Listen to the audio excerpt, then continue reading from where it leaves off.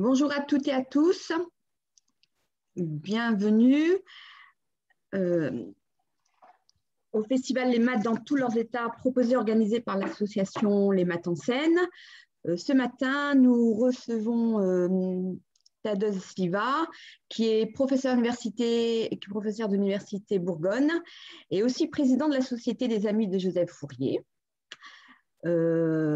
Il va nous présenter une conférence intitulée Les oscillations de Joseph Fourier. C'est à toi. Merci. Alors je me représente donc rapidement. Je suis professeur en 61e section à l'Université de Bourgogne, c'est-à-dire en génie informatique, automatique, traitement du signal et des images, qui sont des domaines où on utilise beaucoup les outils de mathématiques de Joseph Fourier. Voilà. Je suis aussi donc président de la Société des Amis de Joseph Fourier. Alors, je vous ai mis un lien là pour ceux qui veulent aller voir. On peut aussi nous suivre sur Facebook, donc sur le Facebook Fourier c'est fou. Et on collabore beaucoup avec Alain Juel, dit le Math Touriste, qui a des ressources assez extraordinaires donc sur le tourisme mathématique, donc un petit peu partout dans le monde. Voilà. Alors, le contexte, donc, c'est qu'on va rediffuser donc, la BD Fourier. Alors, quand je dis « on », ce n'est pas la société Fourier, hein, même si plusieurs membres de la société Fourier participent donc, à cette BD, qui est un ouvrage collectif. Donc, la BD est éditée par donc, les éditions Petit à Petit, et tout ça est piloté donc, par Hervé Pajot, hein, qui est professeur à l'Institut Fourier à Grenoble, voilà, et qui a donc mené d'une main de maître ce projet. Et la BD Fourier, donc, on va la rediffuser, la rééditer en même temps que d'ici quelques jours, quelques semaines, va sortir la BD sur Sophie Germain. Donc, les éditions Petit à Petit donc, font des BD sur les grands personnages, l'histoire des villes, etc. Des BD documentaires qui sont assez passionnants. Et donc, alors, le lien avec Sophie Germain, c'est que Sophie Germain était très amie avec Joseph Fourier. Joseph Fourier, on peut dire que c'était un petit peu son protecteur. Voilà, et puis, ils étaient amis de mathématiques. Il a aidé notamment à avoir plein d'accès aux cours de l'Institut. Voilà, Sophie Germain, donc, qui est la première femme mathématicienne reconnue par l'Académie des sciences. Donc, ça fait un binôme à la même époque. Et donc, le titre de la BD sur Sophie Germain qui s'appelle « Les audaces de Sophie Germain ». Alors, tout d'abord, je vais donner quelques sources. Donc, sur Joseph Fourier, on trouve, alors y compris donc, des sources qui ont été utilisées pour la BD. Donc, on trouve sur Joseph Fourier l'essentiel dans un vieil ouvrage qui s'appelle « Fourier, créateur de la physique mathématique », donc par Jean Dombre et Jean-Bernard Robert. Jean Dombre qui fait partie aussi de la Société des Amis de Joseph Fourier, hein, qui est son président d'honneur. Voilà. C'est un livre très épais, très détaillé, et qui n'est plus édité. Alors, on en sortira un autre prochainement. Ce livre, donc, il y a une version de dialogue qui a été réalisée par Robert Timon, qui est un autre membre de la Société Fourier, qui a un petit livre de dialogue donc, tiré de l'ouvrage de Jean Dombre et Jean-Bernard Robert, et qui est assez pratique pour avoir une foule de détails sur la vie de Joseph Fourier. Et comme autre source, on a aussi donc, le bulletin de la Société des sciences historiques et naturelles de Lyon, voilà, avec qui on a des membres en commun, et où il y a souvent des contributions inédites qui sont publiées, dont par notre confrère de la Société Fourier, Jean-Charles Guillaume, qui a sorti notamment un certain nombre de nouveautés sur la jeunesse de Joseph Fourier, et puis aussi sur l'assèchement des marais à Bourgoin. Voilà. Alors, donc, j'ai dit tout à l'heure rediffuser la BD parce que la BD est sortie en fait déjà une première fois, donc avec une autre présentation, une autre couverture. Donc en 2018, c'était les 250 ans de naissance de Joseph Fourier. Donc Fourier, c'est 1768-1830. Voilà. Et donc là, vous avez un petit peu des extraits de l'intérieur. Vous avez des parties BD et des parties documentaires qui vous expliquent donc la question du feu, le problème de la propagation de la chaleur, la question des cordes vibrantes, etc. Alors, on a eu pas mal d'événements sur l'ensemble du territoire national lors de ces 250 ans. Alors, un lien que je peux vous donner par rapport à ça, c'est le site d'Interstice, qui est vraiment un site excellent, qui est un site en fait qui dépend de l'INRIA. C'est le site de vulgarisation de l'INRIA, qui est l'Institut national de recherche donc, dans les technologies du numérique. Voilà, et ils ont un dossier sur Fourier où on voit donc, notamment différentes applications des outils de Fourier. Alors là, avec en général des intervenants de référence, par exemple sur la 5G, donc c'est, si je ne me trompe pas, ça doit être Merwan Deba, qui a une référence pour la 5G, notamment chez Huawei. Donc sur l'imagerie médicale, la compression, etc. Et puis, on y reviendra tout à l'heure, mais donc, c'est moi qui ai rédigé la partie « Lire la partition de la nature » grâce au programme de Fourier. Et puis, vous pourrez trouver plein d'autres liens sur ce site, qui est assez accessible. Alors, pourquoi Fourier? Si on prend la couverture du Science et Avenir de juin 2014, si je ne me trompe pas, donc, on avait un numéro de Science et Avenir qui parlait d'un ouvrage de Ian Stewart, qui est un grand vulgarisateur américain, et qui avait sorti un livre sur les 17 équations qui ont changé le monde. On voit ici sur la couverture, il y a un certain nombre de noms, évidemment Einstein, Newton, et qui est-ce qu'on trouve? On trouve Fourier. Alors, on trouve deux Français, on trouve Fourier et Navier. Donc, c'est-à-dire la chaleur et la mécanique des fluides. Alors, la chaleur, la transformée de Fourier, et puis Navier, donc la mécanique des fluides, là, qui se complètent d'ailleurs au niveau du climat. Alors, les deux, d'ailleurs, sont bourguignons. Fourier est né à Auxerre, donc là où j'enseigne. Navier est né à Dijon, donc là où l'université de Bourgogne a sa maison mère. Et donc, les deux ont été à un moment orphelins. Voilà, donc, c'est mon petit parallèle. Voilà, comme quoi on peut avoir une enfance pas toujours idéale et puis laisser son nom dans l'histoire. Alors, un autre livre, alors que j'ai aussi, on ne voit pas trop, mais qui fait partie un peu des livres que j'ai derrière moi, qui est « Et Dieu créa les nombres » de Stephen Hawking. Donc, le grand Stephen Hawking, dont on entend souvent parler, qui est décédé malheureusement, on entend souvent parler par rapport à la question des trous noirs, qui avait écrit un livre sur « Et Dieu créa les nombres » et qui comporte 17 textes commentés, donc de 17 mathématiciens. Donc, c'est vraiment le choix de Hawking. Et dedans, on a Fourier. Alors, les mathématiciens de l'Antiquité au XXIe siècle.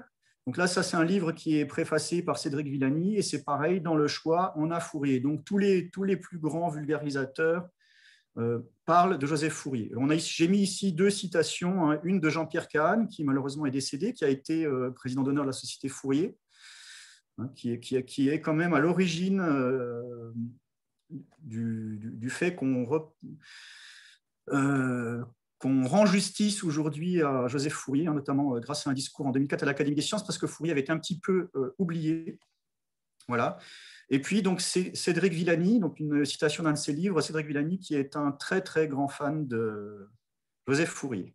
Voilà. Et qui cite notamment Kelvin, Lord Kelvin, le Kelvin du degré, mais aussi de la machine à calculer les marées qui avaient été utilisées pour le D-Day, etc.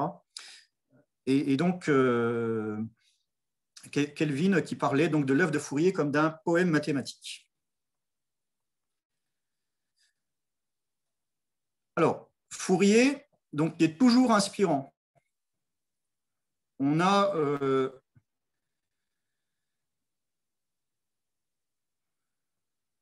donc on a aujourd'hui, enfin, de nos jours, on a toujours les outils de Fourier, les outils mathématiques de Fourier qui inspirent la recherche, avec des applications dans tous les domaines. Vous avez la transformée de Fourier dans les télécoms, dans l'imagerie médicale, dans la détection d'exoplanètes, etc. Il y a à peu près une dizaine d'entreprises, enfin, de produits ou d'entreprises, alors pas en France, hein, mais qui portent le nom de Fourier. Vous avez posé par exemple ici donc un appareil d'analyse spectroscopique donc, de Brucker qui s'appelle le Fourier 300, mais vous avez comme ça, donc un petit peu sur tous les continents, donc des appareils, voire des entreprises qui se nomment Fourier en hommage à Fourier. Alors, pas toutes en hommage à Fourier, mais une partie en tout cas. Voilà. Dans les noms, on retrouve aussi son nom dans beaucoup de technologies qui sont embarquées dans l'espace. Ici, on trouve ça sur Wikipédia, donc une image de l'interféromètre qui est utilisée dans le Fourier, dans les planétaries, Fourier spectromètre. Donc, les outils de Fourier servent énormément pour analyser, détecter donc des exoplanètes, analyser les atmosphères, l'atmosphère de la Terre, les atmosphères des planètes, donc des autres planètes. Donc, il y a une revue qui est dédiée à l'analyse de Fourier, la Fourier Analysis and Applications. Voilà, si vous tapez dans Google Scholar transformé de Fourier, vous Fourier transforme, vous verrez le nombre d'articles donc de l'actualité de la recherche qui parlent de la transformée de Fourier. C'est quelque chose d'assez hallucinant. Il y a une médaille aux États-Unis, la I3E Fourier Award, pour le traitement du signal, qui est décerné tous les ans. En France, on a le prix Athos Joseph Fourier, c'est pareil, qui est décerné régulièrement, donc notamment en intelligence artificielle. Donc cette année, en lien avec la décarbonation, ce qui est tout à fait cohérent aussi avec ce qui n'est pas sans lien avec l'œuvre de Fourier.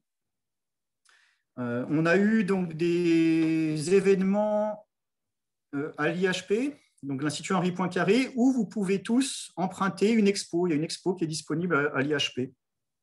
Voilà, donc sur Joseph Fourier. Et puis, donc, toutes sortes d'événements en mathématiques, en cristallo, en physique, astronomie, etc. Je vous ai mis ici celui-là, cet événement donc, sur l'héritage des outils de Fourier en physique et en astronomie.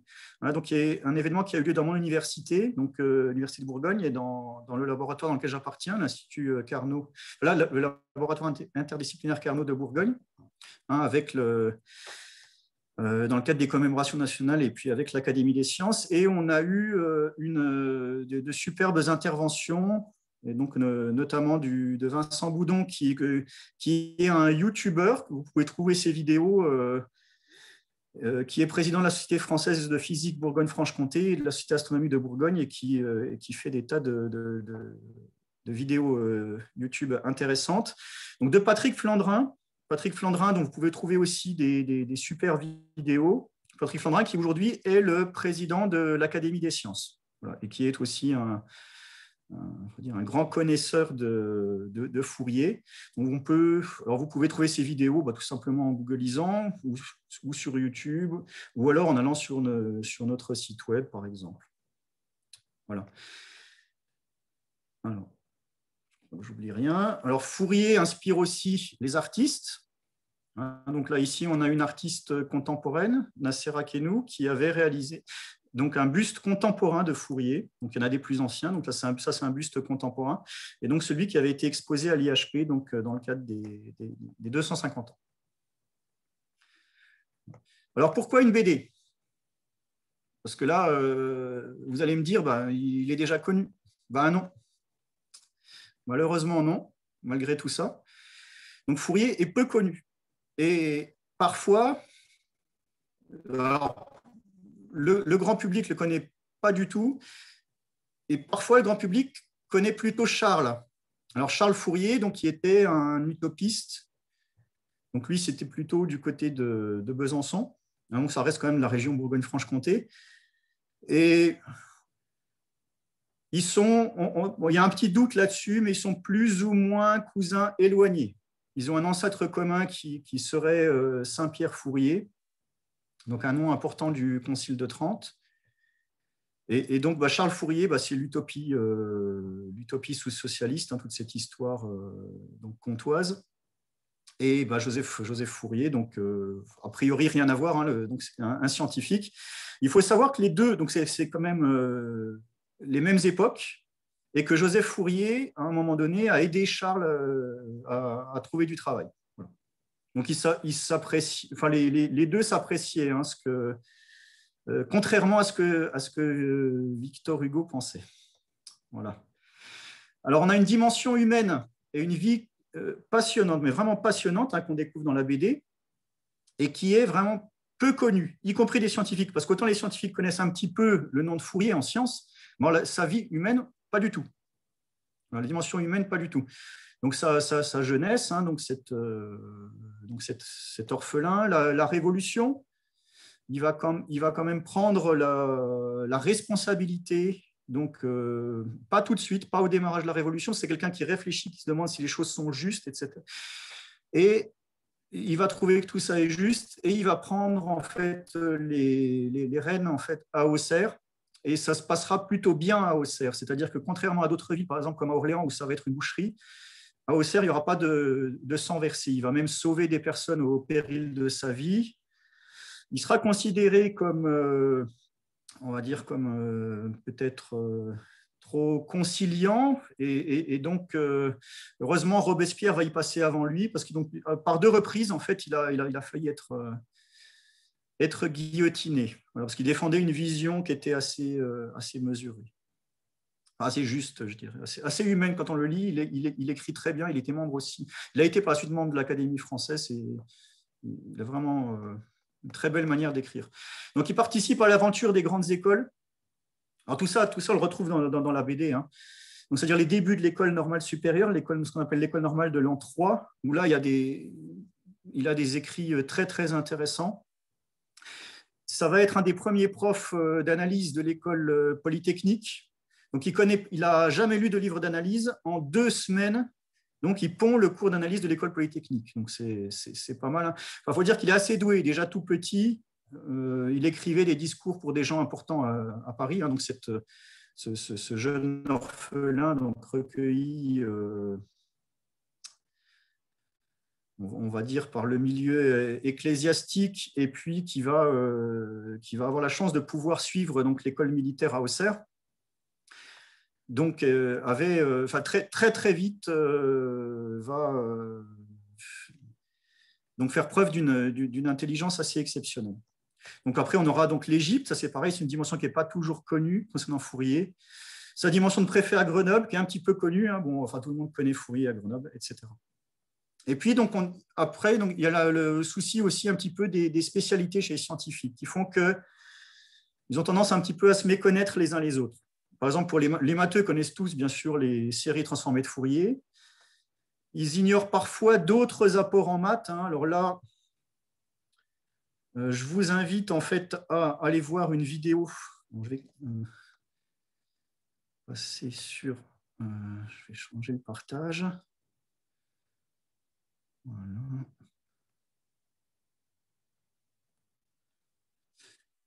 Voilà, donc cette vidéo de Jean Dombre qui nous parle de ce que peut nous apprendre Fourier sur l'invention mathématique. Donc ça, c'était dans le cadre d'un gros événement à l'IHP où il y avait eu plein de conférences intéressantes. Et donc là, on apprend énormément de choses en fait sur Fourier, parce que Fourier, c'est pas que les séries de Fourier, c'est pas non plus que la théorie de la chaleur. Fourier, c'est aussi tout un certain nombre de concepts de base en mathématiques, comme par exemple le domaine de définition. En fait, avant Fourier, on ne sait pas ce que c'est qu'une fonction.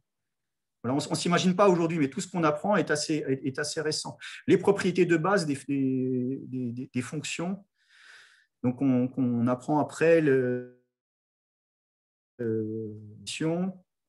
un certain nombre de concepts extrêmement importants qui sont plus avancés, comme les modes propres. etc. Alors, je vais revenir sur la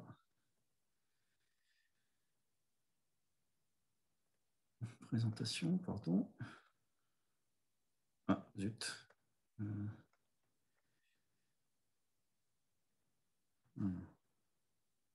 Voilà.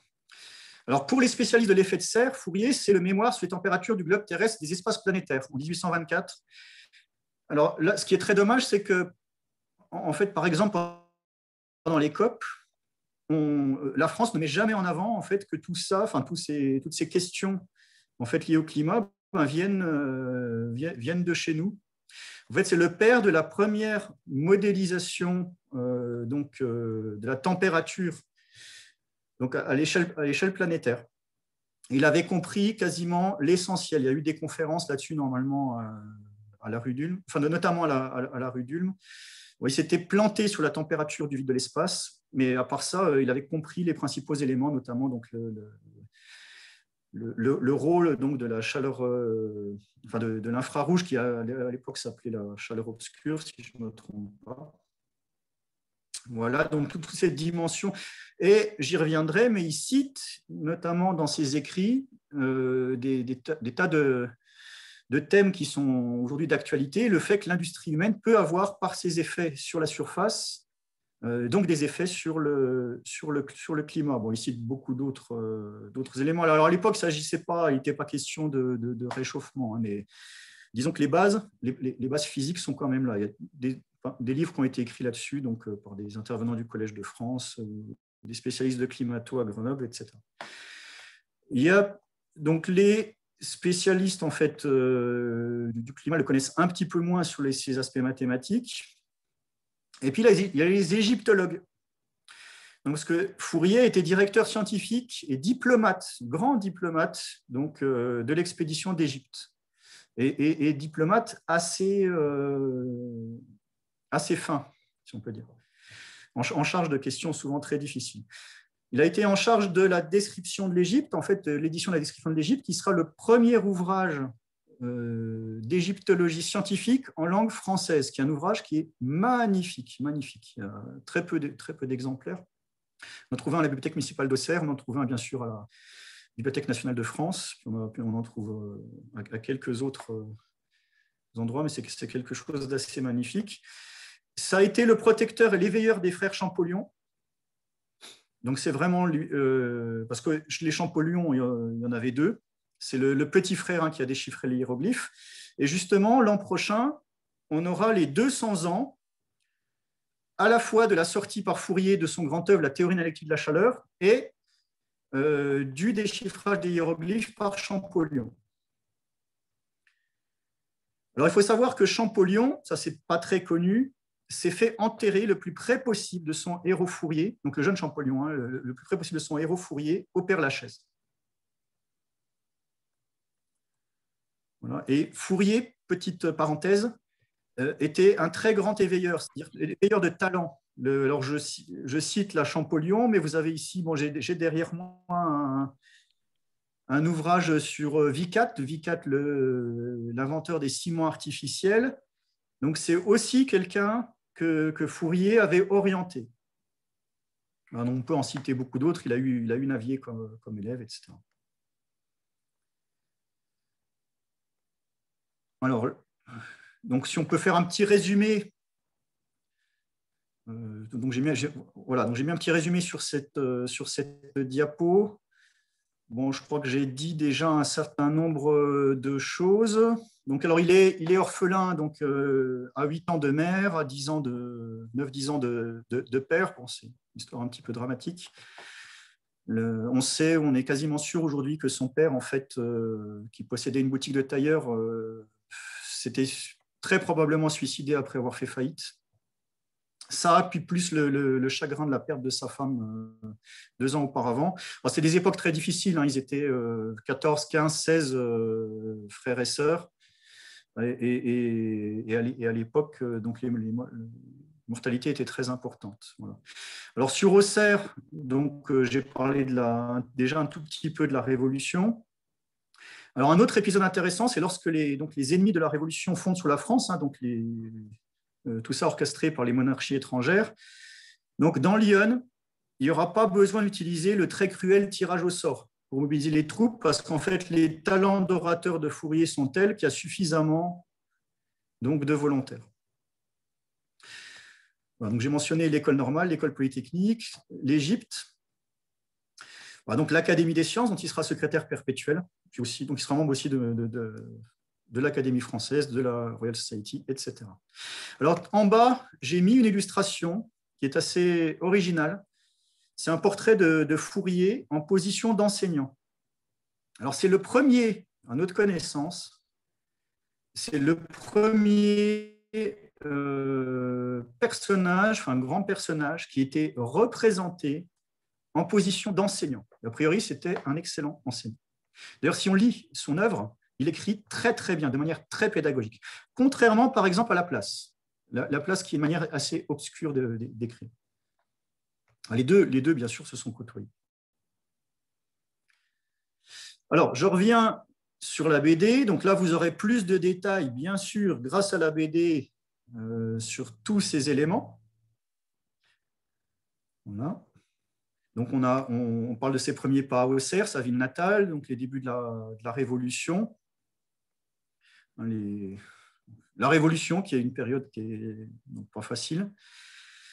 Donc, les grandes écoles, l'Égypte avec différentes périodes et surtout, alors, avec des responsabilités scientifiques, des responsabilités diplomatiques, y compris donc de gouverneur, et surtout quand, donc à la mort de Kléber, c'est lui qui prend vraiment les commandes. À la mort de Kléber. Alors, entre-temps, Napoléon était reparti en France. Hein, donc il fallait que ceux qui étaient restés là-bas se débrouillent. Voilà. Alors, le retour en France, donc à Grenoble.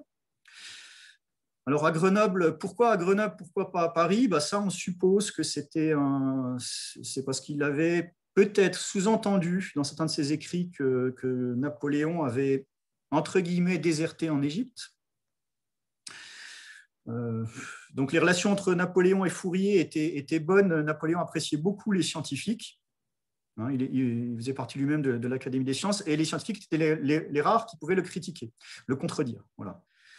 Mais bon, il y avait une relation un petit peu compliquée entre les deux. On suppose que, enfin, peut-être Napoléon a voulu l'éloigner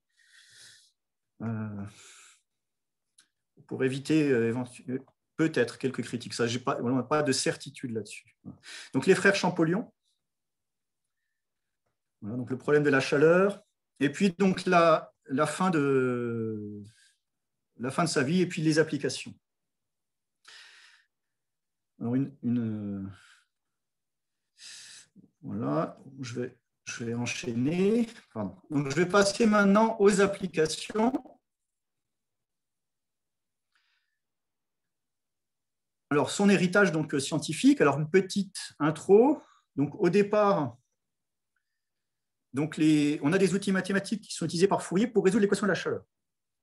Donc, il y a une idée qui peut paraître extrêmement simple aujourd'hui, hein, mais à l'époque, ça n'est pas forcément.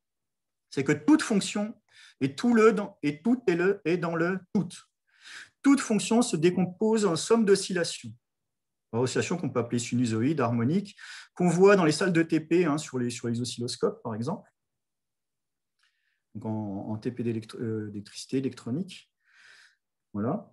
Et donc aujourd'hui, cette représentation est utilisée dans de nombreux domaines. On détermine les oscillations parce que ce n'est pas le tout de dire que c'est une somme d'oscillations, il faut aussi les quantifier. On les détermine, on les trouve, on trouve leur grandeur. Donc, c'est ce qu'on appelle une transformée de Fourier. Souvent, sur les appareils, on voit écrit FFT, alors c'est la phase Fourier transform, c'est ce qui est présent aussi dans les ordinateurs un petit peu partout.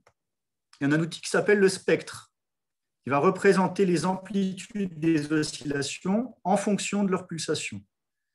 C'est-à-dire pulsation, c'est la vitesse de rotation, ou de la fréquence, c'est-à-dire c'est le nombre de répétitions par seconde.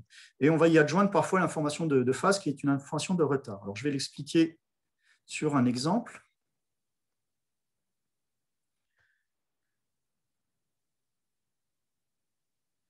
Alors, Voilà. Je vais voir si ça fonctionne. Alors, voilà. On initialise, on prend donc là une courbe très très simple, hein, mais ça marche avec une forme quelconque. Et on va chercher en fait la première fréquence donc présente dans le signal.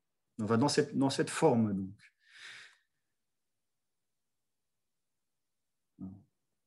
Hop. Et donc on trouve donc une première sinusoïde grâce aux formules de Fourier. Et évidemment qu'il y a une approximation très grossière. Et on va mettre un bâton ici qui correspond à l'amplitude de la sinusoïde. Et donc on a ici donc les fréquences, ici la hauteur. Ensuite, ce n'est pas tout, là on n'a pas toute la fonction. On va chercher donc la deuxième fréquence. Donc, alors la première, c'est le fondamental. Hein. La deuxième, ça va être donc une harmonique. Alors, dans le cas où la fonction au départ est périodique, donc les fréquences seront toutes multiples d'un même fondamental. Ce qui n'est pas le cas lorsque la fonction n'est pas périodique. Et donc quand c'est périodique, c'est des séries de Fourier. Quand c'est pas périodique, donc c'est de la transformée de Fourier. Et on peut avoir une infinité de fréquences. Alors donc, voilà, donc on trouve donc une deuxième oscillation vague, sinusoïde. On met ici donc un bâton qui correspond à la hauteur, et donc ici la fréquence est double, ici la hauteur est plus petite, et on met ici, on réalise aussi un diagramme de décalage, c'est-à-dire que si on se cale par rapport ici au passage en zéro, pardon. Oui, c'est ça. Si on se cale, si on se cale par rapport au passage en zéro, si je ne me trompe pas ici, donc on a donc un décalage donc en abscisse et qu'on va relever ici. Donc là, la courbe ici a un retard d'un certain nombre donc, de secondes. Si c'est des secondes, parce que ça peut aussi représenter une variable spatiale. Voilà. Et donc, si on somme les deux courbes, on obtient ceci. Et si on cherche donc une troisième, là, il se trouve qu'il y a peu d'harmoniques dans la fonction de départ, dans la forme de départ, et ce qui fait qu'on retrouve exactement donc, notre forme de départ. Voilà. Et donc, ceci, le diagramme avec les bâtons ici, c'est ce qu'on appelle donc un spectre. Alors, très souvent, l'amplitude est plutôt en échelle log, parce que beaucoup de phénomènes, en fait, il vaut mieux les considérer de manière logarithmique, puisqu'on peut avoir de toutes petites valeurs et de très grandes valeurs. Comme par exemple l'intensité lumineuse. Vous pouvez, s'il fait sombre et puis que d'un seul coup le soleil éclaire, vous allez avoir une intensité qui va être multipliée par un facteur 100 000, par exemple. Voilà. Je vais revenir sur la présentation.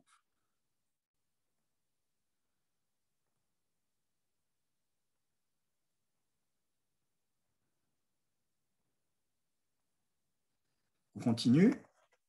Donc, cet outil est extrêmement utilisé en traitement du signal. Alors, le traitement du signal, c'est quoi? En fait, quand vous voulez calculer, agir sur le monde, vous êtes obligé de prendre les grandeurs physiques et de les transformer en signaux électriques. Et ça se fait avec des capteurs. Et une fois que vous avez des signaux électriques, vous pouvez faire du calcul. Vous pouvez automatiser. Donc, on peut faire plein de choses, hein, jusqu'aux choses les plus évoluées, jusqu'aux outils les plus évolués, comme l'intelligence artificielle, par exemple. Et donc, une opération de calcul qui sert énormément pour analyser les signaux, c'est la transformée de Fourier. Alors, on s'en sert pour les sons, les signaux sismiques, l'électricité. Bon, j'ai mis une petite liste ici. Hein, vous pouvez retrouver des éléments explicatifs sur le site Interstice, par exemple. Beaucoup d'opérations sont basées sur la transformée de Fourier. Donc, j'en ai listé ici quelques-unes, hein, comme donc la réduction bruit, la reconnaissance de signaux, la compression, etc. Et donc j'ai mis le logo ici du club des enseignants et des chercheurs en électronique, électrotechnique et automatique, dont je suis membre et président de la section signal et images. Et on utilise toute une communauté importante d'enseignants-chercheurs, on utilise énormément les outils de Fourier. Alors, le traitement du signal est présent dans de nombreux équipements électroniques et informatiques. Donc, vous avez dans beaucoup d'équipements comme la voiture, le téléphone portable, etc., vous avez à l'intérieur des DSP, Digital Signal Processor ou processeur de traitement du signal, ou autres processeurs embarqués qui font des transformés de Fourier. Alors, à l'origine, même les téléphones portables étaient bâtis autour de ces calculateurs de transformés de Fourier, parce que les téléphones portables, ils ont besoin de faire des calculs pour stocker des données, pour communiquer, pour donc recevoir, émettre, etc. Donc, en traitement d'image et de vidéo, vous pouvez faire du filtrage, du débruitage, du défloutage, du netting, c'est-à-dire retrouver des éléments manquants, de la reconnaissance de forme. Ça se fait assez vite grâce à Fourier, et notamment aujourd'hui avec l'informatique optique, où c'est quasi instantané. De nombreux algorithmes de compression sont basés sur l'analyse fréquentielle, dont le JPEG, on va y revenir, et puis donc plein d'autres applications. Alors, vous avez l'analyse des sons et ultrasons. Donc le son, je rappelle ici rapidement ce que c'est. Donc c'est une onde de pression. Vous avez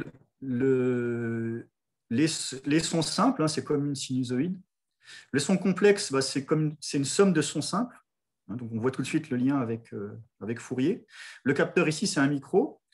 La transformée de Fourier dans un analyseur ou dans un PC vous donne un spectre. Et vous pouvez comme ça avoir des signatures de notes, de voix, d'instruments. Alors attention, une subtilité, ce sont des signatures temps-fréquence, parce qu'en fait, la fréquence varie avec le temps. Donc ça demanderait un autre exposé. Donc on peut aussi analyser des vibrations en maintenance industrielle dans les usines, par exemple détecter les défauts d'un moteur rien qu'au bruit. On peut savoir quels sont les problèmes d'un équipement mécanique rien qu'au bruit qu'il fait. Voilà. On peut ausculter aussi des matériaux grâce aux ultrasons, aussi la technologie d'anti-bruit, et ainsi de suite. Alors, j'ai mis comme lien ici, c'est l'article dont j'avais parlé, l'article dont j'avais parlé tout à l'heure.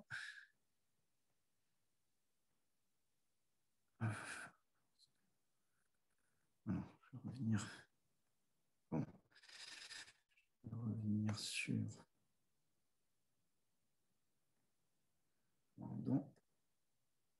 Voilà. Donc, je reviens ici. Je vous partage ça, c'est un article sur Interstice que j'avais écrit et qui s'appelle « Lire la partition de la nature grâce au programme de Fourier ». Parce que fondamentalement, ce que fait Fourier, et ce qui va être prolongé plus récemment par les outils tels que les ondelettes, avec des très grands noms comme Mala, Meyer, etc., c'est lire la partition de la nature. C'est-à-dire il faut qu'on trouve les fréquences, qu'on localise en fait les fréquences de tous les phénomènes, et on a comme ça, c'est comme si on lisait en fait en quelque sorte la partition jouée par la nature. Alors bon, ça, je vous laisse découvrir un petit peu l'article, et je voulais notamment vous lire un petit peu de Fourier dans le texte, parce que vraiment, je trouve qu'il écrit très bien. Et puis quand il parle des maths, donc là, il parle des mathématiques. Donc cette science difficile, c'est difficile, ça, il ne faut pas le cacher, se forme avec lenteur, mais elle conserve tous les principes qu'elle a une fois acquis. Elle s'accroît et s'affermit sans cesse au milieu de tant de variations et d'erreurs de l'esprit humain. Son attribut principal est la clarté. Elle n'a point de signe pour exprimer les notions confuses. Elle rapproche les phénomènes les plus divers et découvre les analogies secrètes qui les unissent. Si la matière nous échappe comme celle de l'air et de la lumière par son extrême ténuité, si les corps sont placés loin de nous dans l'immensité de l'espace, si l'homme veut connaître le spectacle des cieux pour les époques successives que séparent un grand nombre de siècles, etc., etc. Donc vous avez ici quand même je dirais une éloge des mathématiques que je trouve assez belle. Voilà. Je vous laisse découvrir le reste de l'article.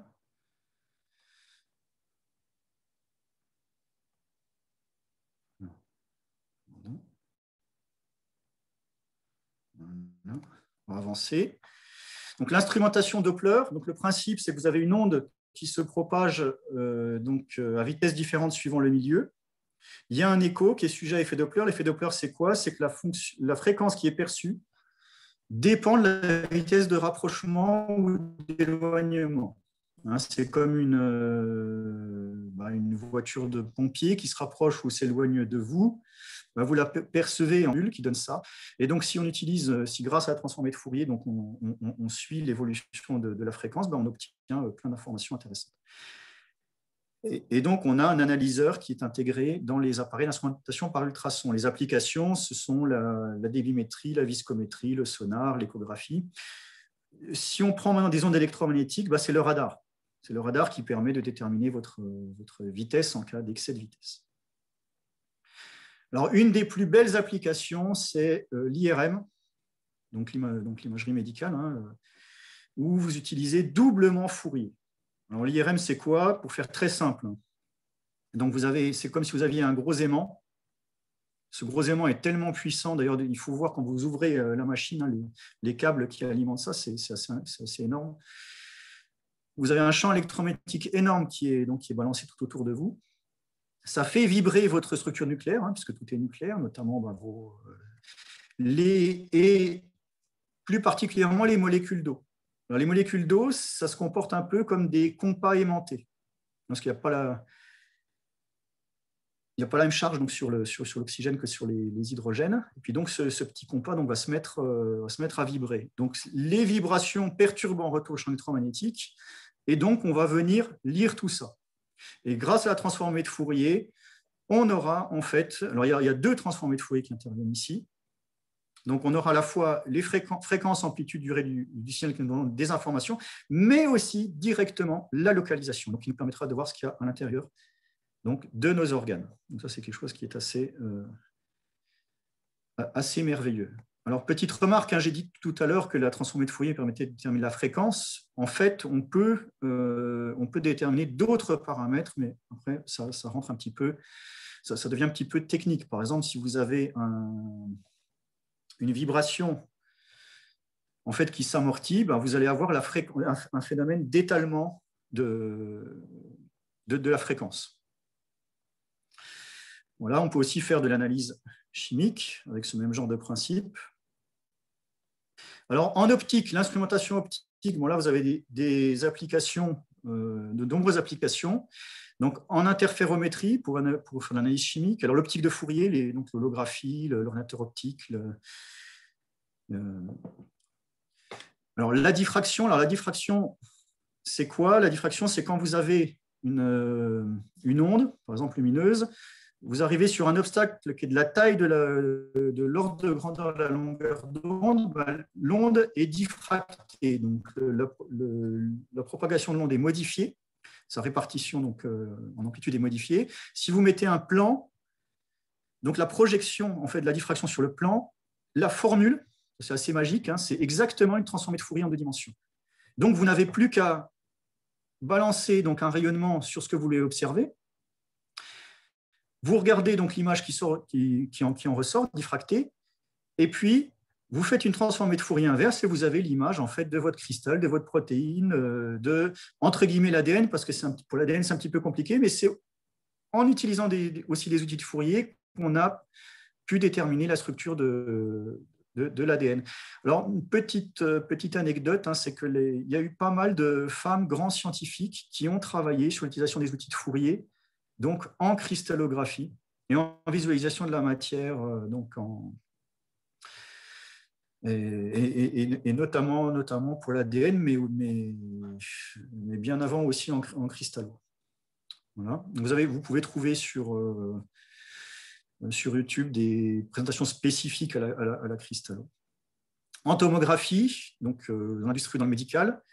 En astronomie, ou mathématiquement, donc il y a une astuce qui permet, à partir de petits télescopes, d'obtenir, en fait, comme si vous aviez un grand télescope. Alors, maintenant, si on arrive donc sur les images, alors une image, en fait, on peut la considérer, alors attention, ça n'est pas une image sur votre ordinateur, ça n'est pas le cas, mais vous pouvez la considérer donc artificiellement aussi comme une somme d'oscillations. Alors, une oscillation en 2D, c'est quoi? C'est comme une vague, c'est ce que je représentais ici, une sinusoïde 2D. Les basses fréquences, c'est ce qui va correspondre en fait aux variations lentes, qui donnent une première approximation des formes. Les moyennes fréquences, ça sera les textures, et les hautes fréquences, ça sera surtout le bruit.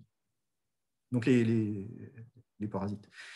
Alors, la difficulté vient de ce que les bords des formes, quand on a des variations rapides localisées, ça va engendrer aussi des fréquences parasites, pas mal de basses et de moyennes fréquences, et des hautes fréquences. Bon, là, je vais lancer une petite application pour illustrer ça.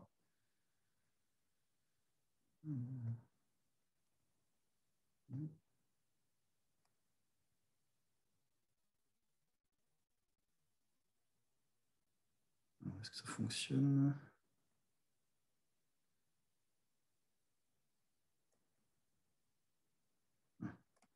Voilà. Ah, vite.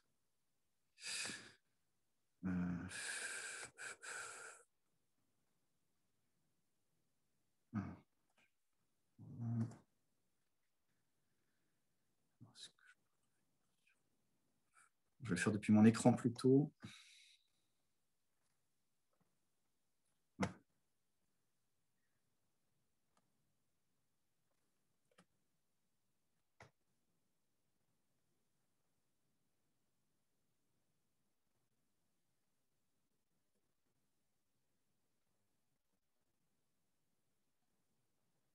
Voilà.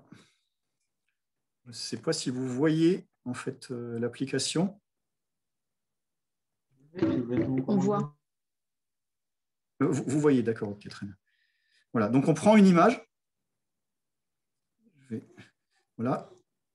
Et à droite, voilà. À droite, on a ce qu'on appelle donc la transformée de Fourier à 2 dimensions, avec les basses fréquences au centre, et puis les hautes fréquences donc, lorsqu'on s'éloigne du centre. Alors, il faut le voir de dessus, hein, c'est comme les bâtons de tout à l'heure, et ça correspond aux amplitudes. Alors, évidemment, il y en a dans toutes les directions, puisque les vagues, on en a dans toutes les directions. Alors, si on prend cette image et qu'on s'amuse à enlever les hautes fréquences, donc ici, c'est ce que je fais là, qu'est-ce qui se passe? Vous voyez que ça ne change quasiment rien. Donc, il y a toute une partie en fait, de l'information qui est pas utile. Et si maintenant, en revanche, j'enlève les basses fréquences, qu'est-ce qui se passe? Là, je fais apparaître des contours. En jouant un petit peu sur les réglages, on peut voir donc les contours, les textures, etc.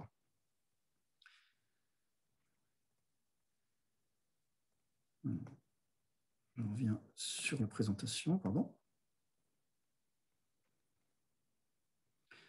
Voilà, donc là j'ai découpé ici en bandes de fréquences, puis vous voyez bien, donc, alors ici, donc avec 1/8 de l'information, vous avez presque l'image de départ. Ensuite, vous avez, donc plus la fréquence monte, vous avez donc les contours, les textures, hein, textures notamment du chapeau, et puis donc le bruit. Alors la compression JPEG, ça fonctionne comment? On effectue une variante de transformée de Fourier. On la fait par bloc, en fait, petit bloc, ça va plus vite. On va supprimer les fréquences de faible amplitude. Voilà. Et ce, d'autant plus que la fréquence est élevée. C'est-à-dire si vous avez une oscillation, une vague, donc, qui oscille rapidement, et qu'en plus elle est de faible amplitude, bon, vous l'enlevez. Ensuite, vous allez approximer donc, les amplitudes, donc les hauteurs des vagues, avec d'autant moins de précision que la fréquence est élevée. Parce que toujours le principe, c'est que plus la fréquence est élevée, plus ça a de chances d'être du bruit. Et puis, vous allez obtenir en fait de larges valeurs constantes dans le domaine spectral, et qui sera facile de coder. Par exemple, si vous avez une centaine de zéros, vous écrivez vous écrivez qu'il y a une centaine de zéros, vous n'écrivez pas 0, 0, 0 100 fois. Voilà. Alors, vous balayez ça en zigzag. Bon, après, ça peut être un petit peu technique. Donc, par exemple, ici, donc avec en 1/10 avec JPEG, donc on a le spectre. Le spectre, vous ne voyez pas grand-chose. C'est pour ça que j'ai fait un zoom par 8 sur la partie basse fréquence. Vous voyez la concentration de l'information. Ça, c'est ce qu'on appelle aussi la parcimonie.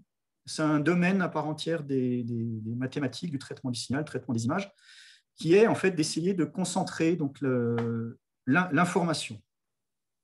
Alors, je vous ai mis aussi un lien vers une petite vidéo qui n'est pas issue de la société Fourier, mais il y a aussi de très bons youtubeurs sur le web. Alors, je vais repasser sur...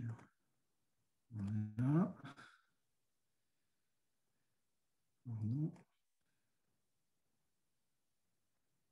Bon, bon, je vous montre ça vite fait, vous pourrez le regarder. Donc, c'est un YouTuber qui s'appelle LJJ, qui est un petit peu connu normalement chez les matheux, et qui explique un petit peu c'est cette notion de concentration d'informations sur les formes, mais plus avec des courbes. Donc là, il parle évidemment de Fourier, mais pas que. C'est une vidéo qui est assez intéressante. Voilà.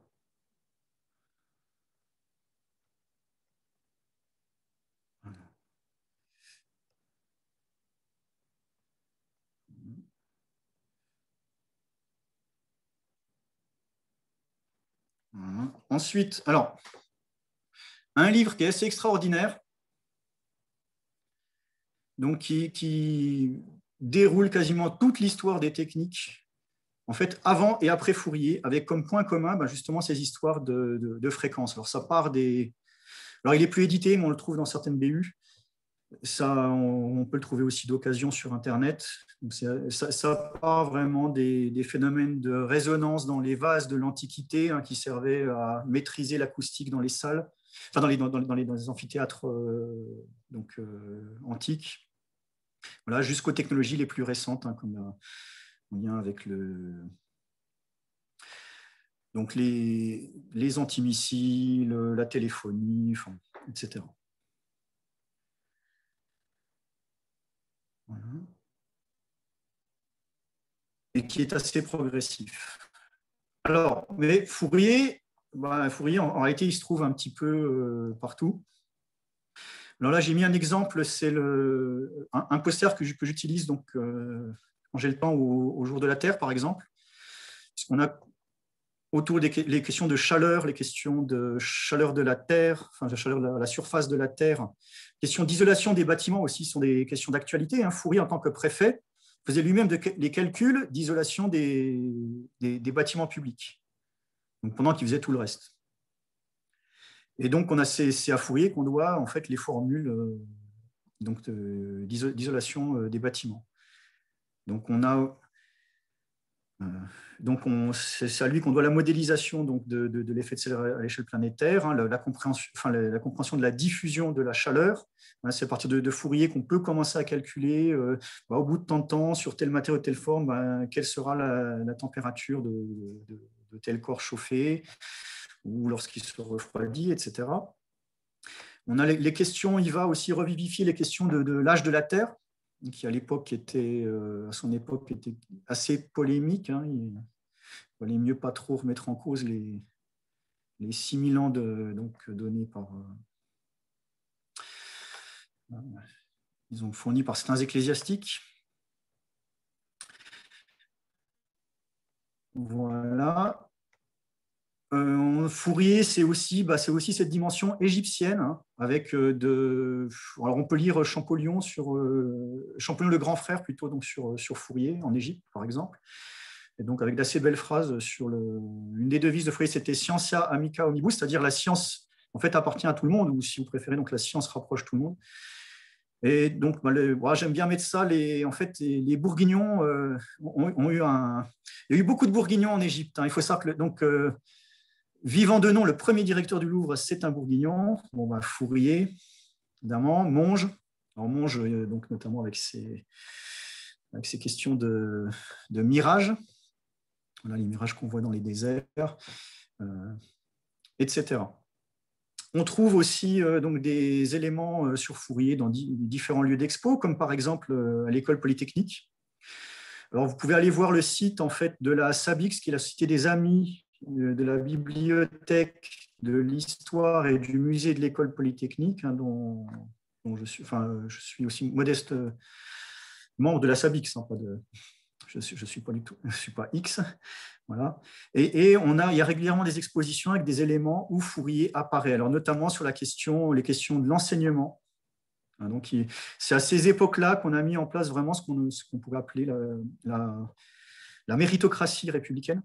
Voilà. Donc, alors pourquoi enseigner les maths plutôt que d'autres domaines? C'est parce que comme ça, il y avait plus d'égalité. Vous étiez moins avantagés si vos parents avaient une grande culture, moins défavorisés si vos parents ne pouvaient pas vous emmener au théâtre, à l'opéra, acquérir des livres, et ainsi de suite. Bon, donc c'est un petit peu à cette époque-là qu'on a mis en place un peu tout on peut dire le système français en fait.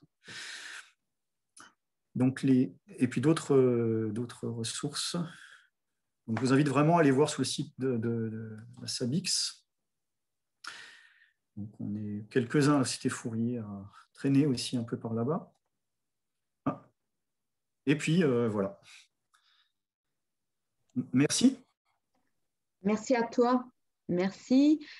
Merci beaucoup. Avez-vous des questions? Vous pouvez réactiver vos micros si vous avez quelques questions.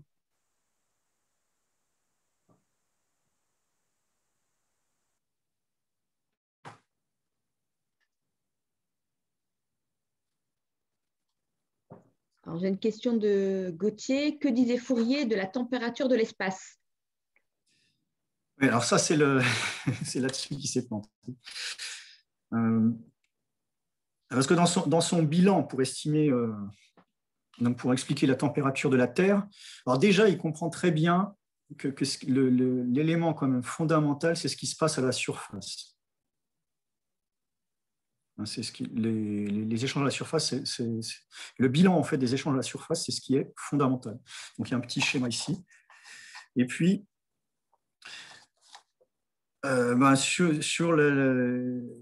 donc il y a eu un grand professeur en fait de Chicago qui est venu donc à l'école normale supérieure à la Rue qui a fait une conférence donc, sur toute la compréhension qu'avait Fourier sur ces phénomènes-là, donc où il était précurseur. Et en revanche, bon, donc sur l'espace, il s'est complètement planté. Hein, il a estimé ça à moins 50 ou moins 60 degrés.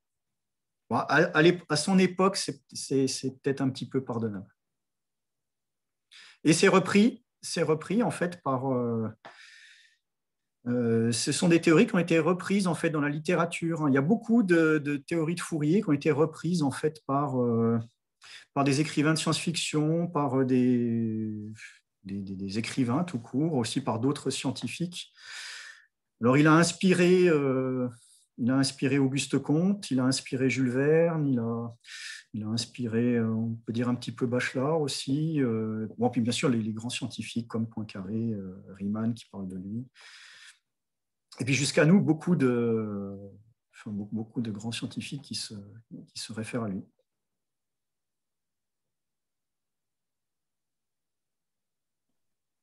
Je te remercie. Avez-vous d'autres questions?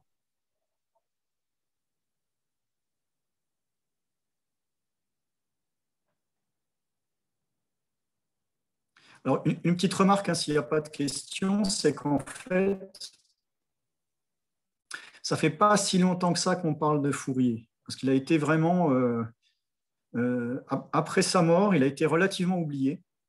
Et c'est surtout avec le travail de Jean-Pierre Kahn, hein, et donc qui va beaucoup parler de lui. Et puis l'avènement des ordinateurs, parce que dans les ordinateurs permettent, en fait, hein, l'électronique permet de faire des transformés de Fourier de manière très rapide. Et donc, Fourier revient un petit peu, grâce à ça, un petit peu partout.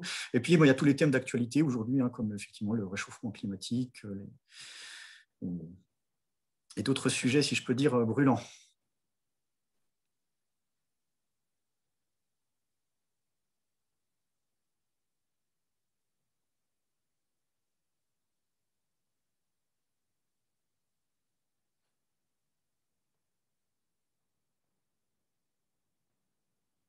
Pas d'autres questions?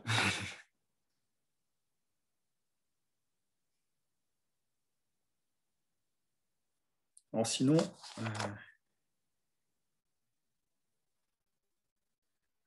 sinon, je peux vous lire un petit peu, par exemple, du Jean. Alors bon, il y a quelques citations sur Fourier, notamment sur l'étude de la nature, mais je peux vous lire un extrait, par exemple, d'un discours de Jean-Pierre Kahn sur Fourier qui est assez. Il y a une deuxième question, excuse-moi. Excuse-moi, il y avait une deuxième question de Gauthier, mais Gauthier, tu pouvais activer ton micro. Donc, pourquoi le sommaire de la BD part-il d'élections difficiles de Fourier à l'Académie? Excuse-moi. Oui, alors voilà. Alors Fourier, alors là, bon, voilà, j'entre sur un point là qui est un petit peu la raison pour laquelle j'ai été très touché en fait par l'histoire de Fourier et que je me suis beaucoup investi. enfin une des raisons, c'est que Fourier, alors je vais dire ça comme ça, il ne faut pas le prendre au sérieux, mais il semble un peu comme victime d'une malédiction. Je ne sais pas si c'est la malédiction des pyramides qu'il a visité, mais bon. Et sa reconnaissance a toujours été très difficile. Donc déjà de son vivant, en fait, il commence à avoir des écrits, donc utilisant ce qu'on appelle les outils de Fourier aujourd'hui, soumettre des écrits dès 1807, mais il faudra de nouvelles versions, donc 1811, 1812, et puis donc la version finale 1822. Il sera très critiqué par certains de ses confrères sur des questions notamment de rigueur. Mais alors, autant certains à l'époque pouvaient amener cette critique, donc, et autant aujourd'hui, faire ces critiques-là serait complètement anachronique. Alors, on pense évidemment aux questions de convergence, mais donc, à l'époque, à son époque, au départ, il n'y avait même pas de question de convergence, parce qu'il n'y avait même pas de question de domaine de définition d'une fonction. Donc, il faut faire très attention à ces questions-là. Jean Dombre et Jean-Pierre Kahn ont tout bien expliqué là-dessus. Et ce que dit en fait Jean-Pierre Kahn, c'est qu'au début, en fait, quand on s'intéresse à Fourier, au tout début, on le regarde un petit peu de haut. Et puis après, quand on le connaît bien, on est extrêmement impressionné parce que c'est un véritable programme en fait qu'il donne. Et c'est assez visionnaire, sur tous les plans mathématiques, numériques, etc. Et puis après, il y a eu les problèmes, si je peux dire, un peu politiques. Alors, il ne faisait pas il faisait pas de politique. Mais donc, vous savez que 1768-1830, ce sont des périodes très agitées. Vous avez donc la Révolution, vous avez donc la Terreur, vous avez Napoléon, vous avez donc Napoléon qui aimait beaucoup Fourier, mais qui aimait bien discuter avec lui, mais bon, des fois c'était un petit peu compliqué. Après, il y a le retour de la monarchie. Après, il y a les 100 jours. Alors les 100 jours, donc Napoléon revient, Fourier à Grenoble essaie de s'y opposer, Napoléon passe quand même, n'en veut pas Fourier, le nomme à Lyon. À Lyon, Fourier refuse d'appliquer la terreur. Bon, là, il est vraiment dégagé. Et c'est là qu'il commence à traverser une période très, très difficile. Très, très difficile. Alors, c'est quelqu'un qui est capable quand même d'un certain courage. Alors, ce n'est pas forcément un courage très expressif, mais il est capable de sauver la peau de certaines personnes en se mettant en danger. Et il va s'attirer quelques ennuis, et donc ça va devenir compliqué entre je dirais, entre les républicains, les monarchistes, les napoléoniens, si on peut dire ça comme ça. Voilà. Et donc, en fait, il va être élu une première fois secrétaire perpétuel de l'Académie des sciences, puis donc le roi refusera son élection pour des raisons politiques, de mauvaises raisons. Et puis, ça passera le coup d'après. Et puis, par la suite, on a aussi... tout est compliqué. Au moment de son enterrement, donc c'est très... ça se passe aussi avec une grande difficulté, mais comme ça s'est passé pour d'autres, comme pour Laplace, c'est-à-dire ceux qui étaient considérés un peu comme... Alors, on peut pas. Après, Fourier s'exprime très peu, c'est une question. Donc, au niveau, ça serait difficile de se prononcer sur ses opinions métaphysiques. Mais en tout cas, c'était pas un religieux. Au départ, il avait été élevé donc, par des religieux, et puis il avait même failli devenir prêtre parce qu'il ne pouvait pas faire autre chose avant la Révolution, parce qu'il fallait être noble pour pouvoir faire quelque chose. Voilà. Mais, et donc, il aura toutes les peines du monde à être enterré dignement, mais tout comme d'autres. Et on voit d'ailleurs, c'est assez intéressant, sa tombe est de style égyptien. Bon, c'est un peu un clin d'œil, un style très égyptien. Et puis après, on va avoir c'est pareil, toute une malédiction, des trucs de fou sur sa tombe, sa tombe qui est au Père-Lachaise. À un moment donné, son buste va tomber, va se casser, et quelqu'un, alors on ne sait pas qui, va le remplacer par le buste d'un autre membre de l'Académie de médecine. Et donc ça, c'est quelque chose qu'on est en train d'essayer de réparer, mais C'est pas si simple que ça. On a aussi sa statue qui a été fondue pendant la Deuxième Guerre mondiale à Auxerre. Voilà, on a lancé une souscription, mais c'est pas si simple que ça non plus. Voilà, donc c'est assez étonnant en fait au niveau de sa mémoire, comme il a pu souvent être effacé, si on peut dire. Je te remercie beaucoup. Merci. Voilà, je vous remercie toutes et tous pour cette participation à la conférence de Théâtre de Sliva. Ce soir à 18h, vous avez la conférence de José Luis Rodriguez. Vous allez découvrir la géométrie avec la réalité virtuelle. Donc à 18h, donc le lien Zoom est sur le site de l'association Les Maths en Scène. Donc je vous remercie et je vous dis à bientôt. Au revoir. Merci. Au revoir.